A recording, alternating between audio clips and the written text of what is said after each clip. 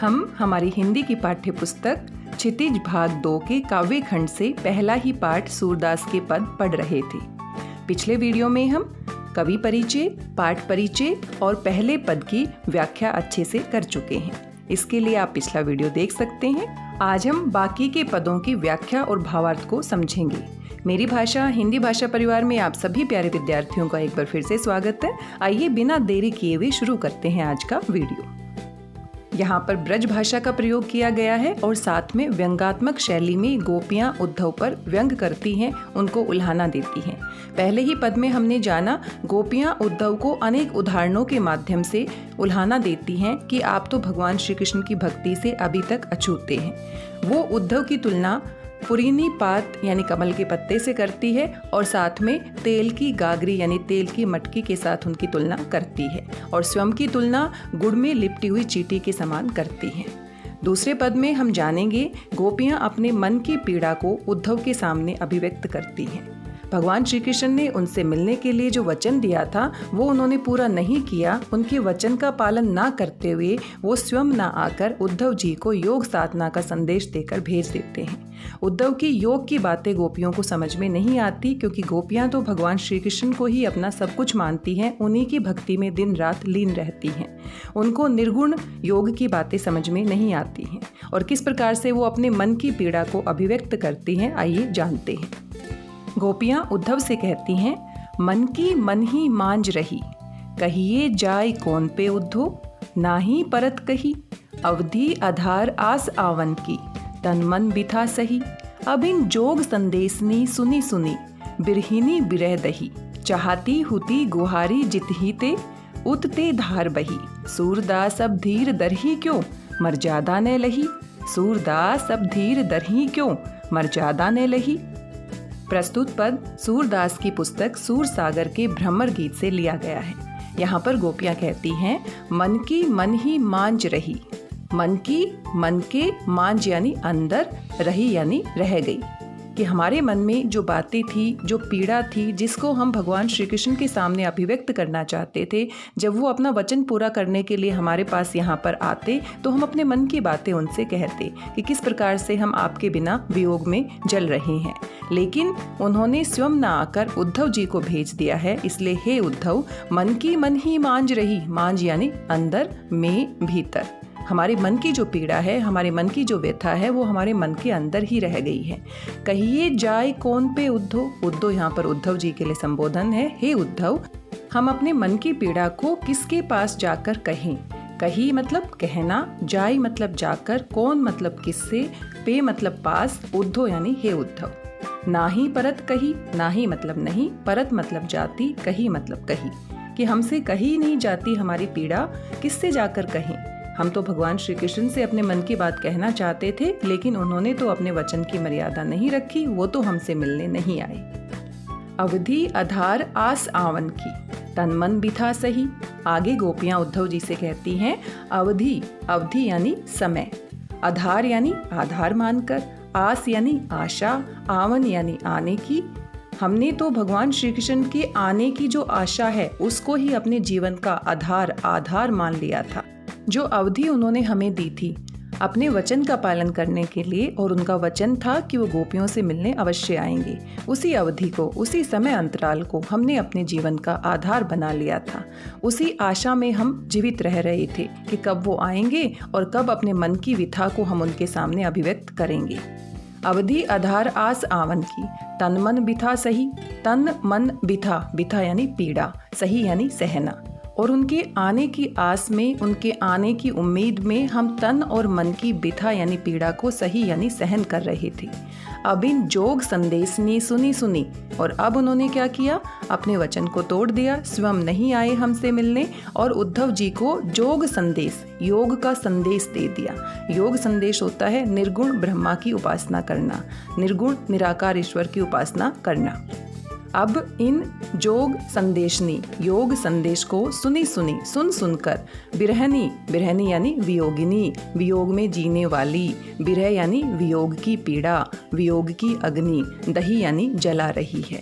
गोपियाँ उद्धव से कहती हैं कि हे उद्धव, अब ये योग संदेश जो आप हमारे लिए लेकर आए हैं, इनको सुन सुनकर हम वियोगिनी गोपियों की जो विरह की पीड़ा है वो हमें जला रही है। विरह की अग्नि में हम जल रही हैं। यहाँ दही का अर्थ है जलना।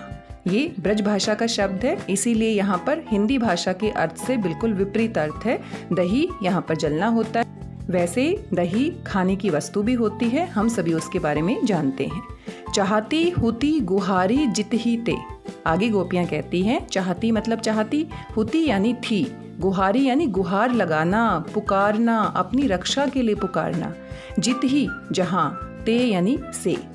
गोपियाँ कहती हैं कि जहाँ से हम अपने रक्षा की पुकार लगाना चाहते थे, हम अपने प्राणों को बचाने के लिए भगवान श्री कृष्ण के आने की जो उम्मीद लगाकर बैठे थे, उत ते धार बही, वहीं से, उत यानी वहीं, ते यानी से, धार यानी धारा, योग साधना की धारा, बही यानी बहना, योग की धारा बह रही है। योग का संदेश हमें दिया जा रहा है। जिस भगवान श्री कृष्ण के आने की उम्मीद लगाकर हम बैठे हुए थे वो खुद तो नहीं आते हैं। गोपियाँ चाहती थी कि उनकी विरह की अग्नि स्वयं भगवान श्री कृष्ण आकर शांत करें, लेकिन जहाँ से उनको उम्मीद थी, जहाँ से उनको आशा थी अपनी रक्षा के लिए पुकार लगाने की, वहाँ से तो धार बह रही है, योग साधना की लहर बह रही है। सूरदास अब धीर दरही क्यों। सूरदास जी आगे कहते हैं गोपियों के माध्यम से, अब धीर, धीर यानी धैर्य, धरही यानी धारण करना, क्यों यानी क्यों, कि अब हम गोपियाँ क्यों धैर्य को धारण करें, क्यों हम उनके आने की उम्मीद को आधार बनाकर आगे जिए। अब धीर दरही क्यों, अब हम धैर्य को धारण क्यों करें। मर्यादा न लही, मर्यादा यानी मर्यादा, प्रतिष्ठा, मान सम्मान, न यानी नहीं, लही यानी रखी। उन्होंने हमारी मर्यादा नहीं रखी। हम सारा दिन उनकी भक्ति में लीन रहते हैं, उनके नाम को जपते रहते हैं, उन्हीं के प्रेम में खोई रहती हैं और समाज के सारे बंधन हम तोड़ चुके हैं, सारी मर्यादाओं को हम भूल चुके हैं। लेकिन उन्हीं श्री कृष्ण ने अपने वचन की मर्यादा को नहीं रखा और उन्होंने अपना वचन तोड़ते हुए उद्धव को योग साधना का संदेश देकर हमारे पास भेज दिया। अब इन योग के संदेश को सुन सुनकर हमारे वियोग की जो आग है, हमारे विरह की जो आग है, वो और अधिक बढ़ गई है। शांत होने की बजाय हम उसमें जल रही हैं और अब हम धैर्य को धारण नहीं करना चाहती। गोपियाँ श्री कृष्ण के प्रति अपने एकनिष्ठ प्रेम को ही अपनी मर्यादा मानती थी, लेकिन जब स्वयं भगवान श्री कृष्ण ने निर्गुण भक्ति का ज्ञान उन्हें भिजवा दिया उद्धव के माध्यम से, तो उनकी उस प्रेम संबंधी मर्यादा का कोई अर्थ नहीं रह गया। इसीलिए गोपियाँ उद्धव से कहती हैं कि अब हम धैर्य को धारण नहीं करेंगे क्योंकि उन्होंने मर्यादा को नहीं रखा है। आइए तीसरे पद को पढ़ते हैं, इसके भावार्थ और व्याख्या को समझते हैं। यहाँ पर गोपियाँ खुद की तुलना हारिल के पक्षी के समान करती हैं। हारिल एक प्रकार का कबूतर जाति का पक्षी होता है जो अपने पैरों में हमेशा एक छोटी सी लकड़ी को पकड़ कर रखता है और उसको ये उम्मीद होती है, ये आशा होती है, ये विश्वास होता है कि उसी के सहारे वो उड़ सकता है। ठीक उसी प्रकार गोपियाँ स्वयं को हारिल के पक्षी के समान मानती हैं। गोपियाँ और क्या क्या बातें करती हैं उद्धव जी से, आइए तीसरे पद में जानते हैं। हमारे हरि हारिल की लकड़ी, मन क्रम वचन नंद नंदन उर ये दृढ़ करी पकड़ी, जागत सोवत सोपन दिवस निसी, कान कान जकरी, सुनत जोग लागत है ऐसो, जो करो ये ककरी, सूतो ब्यादी हमको ले आए, देखी सुनी न करी, यह तो सूर तिन्ही ले सोपो, जिनके मन चक्री। अब यहाँ पर गोपियाँ कहती हैं हमारे हरि हारिल की लकड़ी। हरि भगवान श्री कृष्ण का पर्यायवाची शब्द है। हरि यानी भगवान श्री कृष्ण, हारिल यानी एक प्रकार का कबूतर। हारिल प्रजाति के कबूतर के पैर पीले होते हैं और शरीर हरे रंग का होता है, जिसे हरियल संस्कृत में हारित, कॉमन ग्रीन पिजन अंग्रेजी में कहा जाता है। ये पक्षी भारत में घने पेड़ों वाले क्षेत्रों में पाया जाता है। हारिल की लकड़ी एक लोक मुहावरा है जो बहुत प्रचलन में होता है। हारिल की लकड़ी मुहावरे का अर्थ होता है किसी के सहारे जीवन व्यतीत करना, किसी को सहारा बनाकर अपना कार्य करना, या फिर हम कह सकते हैं हारिल की लकड़ी होना यानी कि सबसे बड़ा सहारा होना। हमारे हरि हारिल की लकड़ी, गोपियाँ उद्धव जी से कहती हैं कि हमारे जो हरि हैं, हमारे जो श्री कृष्ण हैं, वो हारिल पक्षी की लकड़ी के समान है। उनकी जो भक्ति है, उनके प्रति जो हमारा प्रेम है, वो उस लकड़ी के समान है जिसको हारिल पक्षी पकड़कर इस विश्वास के साथ उड़ता है कि वो उसी के सहारे उड़ रहा है। अगर लकड़ी को वो छोड़ देगा तो शायद वो नहीं उड़ पाएगा। हमारी स्थिति भी उस हारिल पक्षी के समान है। भगवान श्री कृष्ण का नाम, उनकी भक्ति, उनका प्रेम उस लकड़ी के समान है जिसको पकड़कर हम अपना जीवन व्यतीत कर रहे हैं। हमें लगता है भगवान श्री कृष्ण की भक्ति को, उनके प्रेम को अगर हम अपने मन से हटा देंगे, अगर अपने मन से दूर कर देंगे तो शायद हम जीवित भी नहीं रह पाएंगे। यहाँ गोपियाँ स्वयं को हारिल पक्षी के समान बताती हैं और भगवान श्री कृष्ण के प्रेम को लकड़ी के समान मानती हैं। मन, क्रम, वचन, नंद, नंदन, उर। आगे कहती हैं कि मन, मन से, क्रम यानी कार्यों से, क्रम से, वचन यानी कि वाणी से, नंद, नंदन भगवान श्री कृष्ण का पर्यायवाची शब्द है। नंद बाबा ने उनका पालन पोषण किया था और नंदन होता है बेटा। नंद, नंदन यानी नंद बाबा का बेटा भगवान श्री कृष्ण। उर यानी हृदय या मन। यह दृढ़ करी पकड़ी, यह यानी इस लकड़ी को दृढ़ यानी दृढ़ता के साथ, मजबूती के साथ, करी यानी करके, पकड़ी यानी पकड़ा हुआ है। यानी कि हमने भगवान श्री कृष्ण के प्यार को, उनके प्रेम को, उनकी भक्ति को अपने मन से, अपने क्रम से, अपने वचन से, नंद, नंदन, उर श्री कृष्ण के प्रति प्रेम को दृढ़ता से पकड़ा हुआ है, मजबूती से पकड़ा हुआ है। उन्हीं के सहारे हम अपना जीवन बिता रहे हैं। जागत, सोवत, सोपन, दिवस, निसी। जागत यानी जागते हुए, सोवत यानी सोते हुए, सोपन यानी सपनों में, दिवस यानी दिन में, निसी यानी रात्रि में। दिवस, निसी, दिन और रात्रि में। दिवस और निशी विपरीत शब्दों का युग्म है, जोड़ा है। यहाँ पर हम कह सकते हैं कौन सा समास है? द्वंद्व समास है। यहाँ पर गोपियाँ कहती हैं कि जागते हुए, सोते हुए, सपनों में, दिन और रात, कान कान जकरी। कान कान यानी कहना कहना भगवान श्री कृष्ण का नाम। जकरी, जकरी यानी कि रटते रहना, जपते रहना, लगातार जपते रहना, कि उन्हीं का नाम हम दिन रात, सोते जागते, हर समय उनके नाम को हम जपते रहते हैं, उनके प्रेम में हम लीन रहते हैं, उन्हीं की भक्ति करते रहते हैं। सुनत जोग लागत है ऐसो। और हे उद्धव, जो योग संदेश आप हमारे लिए लेकर आए हो, उनको सुनत यानी सुनकर, जोग, जोग यानी योग संदेश, लागत है लगता है, ऐसो यानी ऐसा, ऐसा लगता है योग संदेश को सुनकर, जो यानी जैसे, करुई यानी कड़वी, ककरी यानी कि ककड़ी। जैसे कड़वी ककड़ी को जब हम खाते हैं, उसका स्वाद जब हम चखते हैं तो वो बहुत ही कड़वा लगता है, उसको हम खा नहीं पाते। ठीक वैसे ही जो योग संदेश आप हमें दे रहे हो वो हमारे लिए कड़वी ककड़ी के समान है, उसको हम नहीं समझ पा रहे हैं। हमारे लिए तो भगवान श्री कृष्ण ही सब कुछ है, उन्हीं का प्रेम ही सब कुछ है। आगे गोपियाँ कहती हैं, सू तो व्याधि हमको ले आए। सू यानी वह कौन? उद्धव। सू तो व्याधि, व्याधि होता है पीड़ा या पीड़ा पहुंचाने वाली कोई वस्तु। तो यहाँ पर पीड़ा पहुंचाने वाली कौन सी वस्तु है? योग का संदेश। जो कौन लेकर आया है? उद्धव लेकर आया है।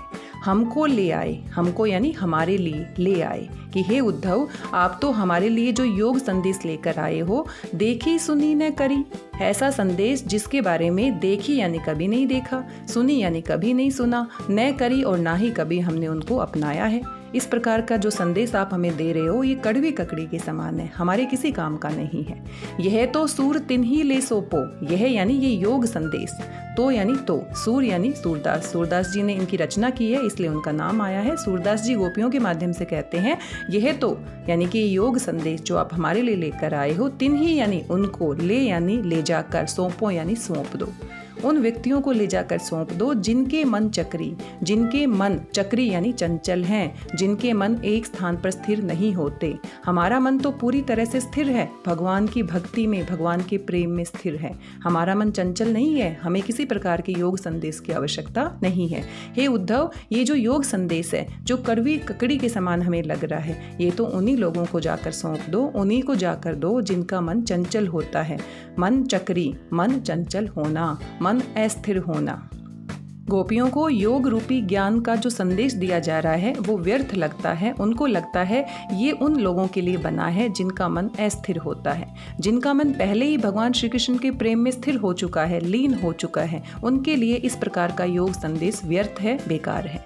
गोपियों का मन भगवान श्री कृष्ण के प्रेम भक्ति में पूरी तरह से डूब चुका है, पूरी तरह से लीन है। वे स्वयं को मन, वचन और कर्म से श्री कृष्ण का मानती है, इसलिए उनके लिए इस तरह के योग संदेश की कोई आवश्यकता नहीं है। इस प्रकार की बातें संवाद के रूप में, व्यंग के रूप में वो उद्धव जी से कहती हैं।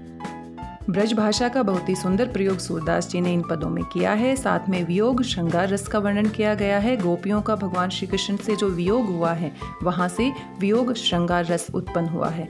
तद्भव तत्सम शब्दों का विशेष रूप से प्रयोग किया गया है। साथ में अनुप्रास अलंकार की छटा हम देख सकते हैं। नंद नंदन में उपमा अलंकार है, नंद नंदन।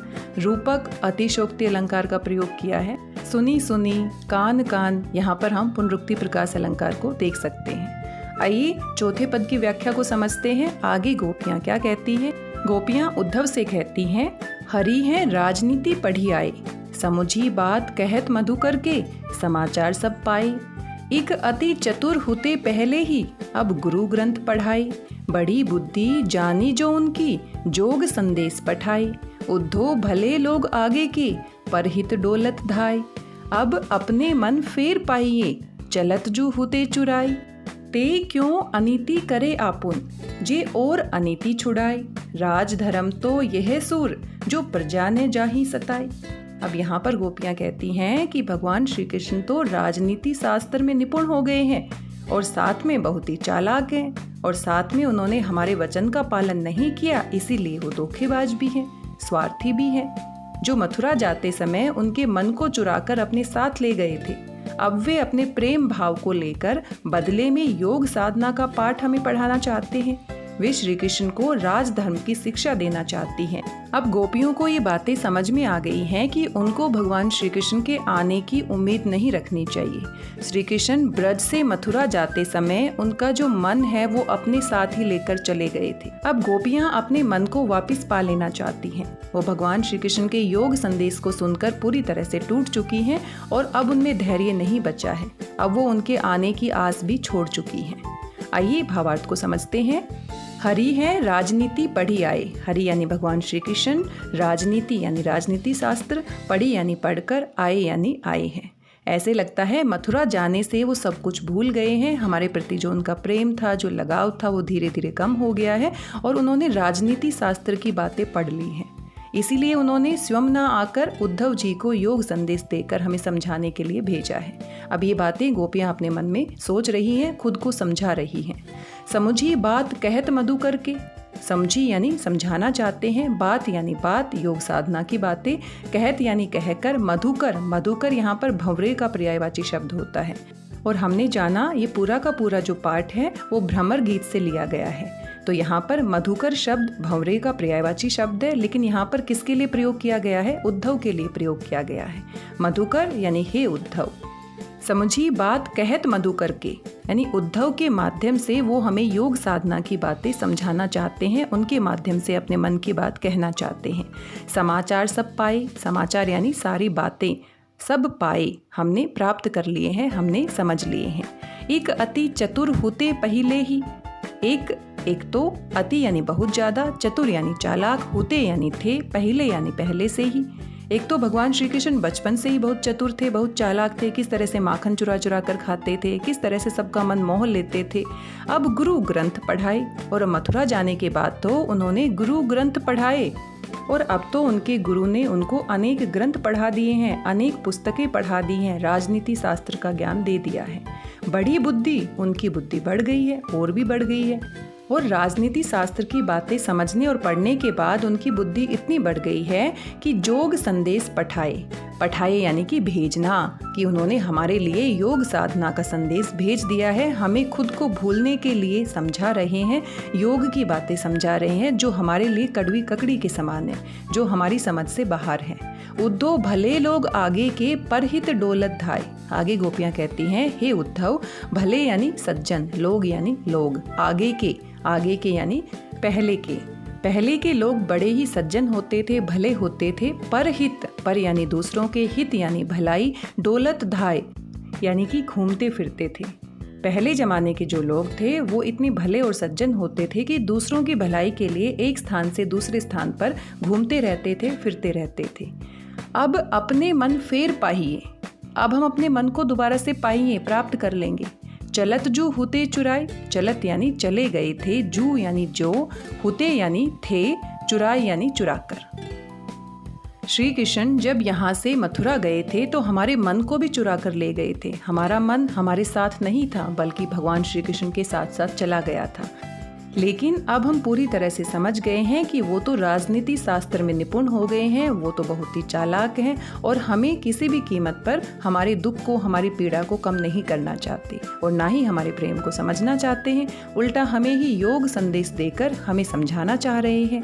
अब अपने मन फेर पाइए, फेर यानी दोबारा से, पाइए यानी प्राप्त कर लेना। अब अपने मन को, जो हमारे पास नहीं था, श्री कृष्ण के पास था, उसको दोबारा से हम प्राप्त कर लेंगे। चलत जो होते चुराए, जिसको चुरा कर वो चले गए थे। ते क्यों अनीति करे आपुन, आपुन यानी अपने आप, अनीति यानी कि अन्याय, ते यानी वे यानी भगवान श्री कृष्ण, क्यों यानी क्यों, अनीति यानी अन्याय, करे यानी कर रहे हैं, आपुन यानी स्वयं। वे क्यों अनीति कर रहे हैं, क्यों अन्याय कर रहे हैं हमारे साथ। जे और अनीति छुड़ाए, जे यानी वे, और यानी दूसरों की, अनीति यानी अन्याय को, छुड़ाए यानी छुड़ाते थे। जो दूसरों के अन्याय को दूर करने वाले थे वो स्वयं हमारे साथ अन्याय क्यों कर रहे हैं। राजधर्म तो यह सूरदास जी कहते हैं गोपियों के माध्यम से, राजधर्म जो राजा का धर्म होता है तो वह यह होता है जो प्रजा ने जाही सताई।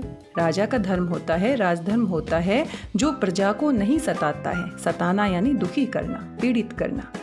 अब वो हम प्रजा को दुखी कर रहे हैं। गोपियां स्वयं को भगवान श्री कृष्ण की प्रजा मान रही हैं कि वो हमारे साथ अनीति कर रहे हैं, अन्याय कर रहे हैं, अपने वचन को पूरा ना करके वो हमारी मर्यादा को तोड़ रहे हैं। अब हम अपने मन में धैर्य नहीं रखेंगे, अपने मन को हम समझा लेंगे। जो वो चुरा कर ले गए थे, अपने मन को दोबारा से हम प्राप्त कर लेंगे। गोपियां यहाँ पर धीरे धीरे समझ रही हैं कि भगवान श्री कृष्ण का इंतजार करना, उनकी आस लगाकर बैठे रहना अब व्यर्थ सा लग रहा है। गोपियां यह भी कहती हैं कि पहले के जो लोग होते थे वो दूसरों की भलाई के लिए एक स्थान से दूसरे स्थान पर घूमते फिरते थे, लेकिन श्री कृष्ण तो हमारे पास आना ही नहीं चाहते, बल्कि योग संदेश देकर हमारे साथ अन्याय भी कर रहे हैं। इसीलिए वो राजनीति पढ़कर आ गए हैं, बहुत ही चतुर और चालाक हो गए हैं, साथ में स्वार्थी भी हो गए हैं। सिर्फ अपने बारे में सोच रहे हैं, अपनी प्रजा के बारे में नहीं सोच रहे। गोपियां व्यंग भी करती हैं। गोपियां कहती हैं, जानी बुद्धि बढ़ी, कि उनकी बुद्धि कितनी बढ़ गई है। इसका अनुमान इस बात से लगाया जा सकता है कि वे हम गोपियों को योग साधना करने का संदेश दे रहे हैं। इसका अर्थ ये है कि बुद्धिमान श्री कृष्ण ने अपना कार्य नहीं किया, अपना वचन पूरा नहीं किया और उल्टा हमें ही योग साधना का संदेश दे रहे हैं, हमें ही समझा रहे हैं। ऐसा तो कोई राजनीति में निपुण, कोई स्वार्थी और धोखेबाज व्यक्ति ही कर सकता है। गोपियां अपने मन की पीड़ा को, अपने मन की व्यथा को उद्धव जी के सामने अभिव्यक्त करती हैं, पूरी तरह से स्पष्ट रूप से कहती हैं कि अब हम अपने मन को वापस प्राप्त कर लेंगे। अब हम उनके प्रेम में इस तरह से पागल नहीं रहेंगे, क्योंकि हमें समझ में आ गया है कि उनको हमारी बिल्कुल भी चिंता नहीं है। आज हमने 3 पदों की व्याख्या और भावार्थ को समझा है। आशा करती हूँ आपको समझ में आए होंगे। पूरा ही पाठ बहुत ही महत्वपूर्ण है, परीक्षा की दृष्टि से भी बहुत महत्वपूर्ण है। बार बार यहाँ से प्रश्न पूछे जाते हैं और प्रश्न यहाँ पर 2 प्रकार से पूछे जाएंगे। एक आपको पठित पद्यांश दिया जाएगा, पद्यांश में से आपसे कुछ प्रश्न पूछे जाएंगे और जब तक हम पद्यांश को अच्छे से नहीं समझते हैं, शब्दार्थ को नहीं समझते हैं, तब तक हम उसको अच्छे से हल नहीं कर पाएंगे। इसलिए पूरे के पूरे पद्यांश को आपने शब्दार्थ के साथ के भाव को समझना है। ब्रज भाषा का यहाँ प्रयोग किया गया है। आप देख सकते हैं शब्दों के अर्थ को आपको थोड़ा सा ध्यान देकर समझना होगा। अनेक प्रकार के अलंकारों का प्रयोग किया है। पूरे पाठ में वियोग श्रृंगार रस है, गोपियों का वियोग दिखाया गया है और इस प्रकार से सूरदास जी ने बहुत ही सुंदर शब्दों में, बहुत ही मीठी भाषा में हमारे सामने गोपियों का और उद्धव जी का संवाद प्रस्तुत किया है। ब्रज भाषा का सहज और स्वाभाविक प्रयोग हम यहाँ पर देख सकते हैं। दूसरे प्रकार के प्रश्न आपकी पाठ्य पुस्तक के अभ्यास प्रश्न उत्तर दिए गए हैं, वहाँ से पूछे जाएंगे। पूरे पाठ में जो भी बातें आई हैं उनको आपने ध्यान से समझना है। कहीं से भी कोई भी प्रश्न आपसे पूछ लिया जाएगा जो पाठ से संबंधित होगा और 2 अंक आपको इस प्रश्न के मिलेंगे। तो इस प्रकार से पठित पद्यांश भी आपको समझना है और साथ में अभ्यास प्रश्नों उत्तर भी ध्यान से आपको करने हैं। आशा करती हूँ सूरदास के पद पाठ आपको समझ में आया होगा, साथ में पदों की व्याख्या और भाव को आप समझ पाए होंगे। वीडियो आपको कैसा लगा जरूर बताइएगा। मिलते हैं अगले वीडियो में कुछ और महत्वपूर्ण जानकारी के साथ। तब तक स्वस्थ रहिए, व्यस्त रहिए, मस्त रहिए, खुश होकर पढ़ते रहिए और साथ में अभ्यास करना ना भूलें। हर रोज का काम हर रोज करना है। प्रतिदिन अभ्यास करने से कोई भी व्यक्ति सफल हो सकता है, उसको सफलता प्राप्त करने से कोई रोक नहीं सकता है। मेरी भाषा हिंदी भाषा परिवार के साथ जुड़ने के लिए आप सभी का धन्यवाद, बहुत बहुत धन्यवाद।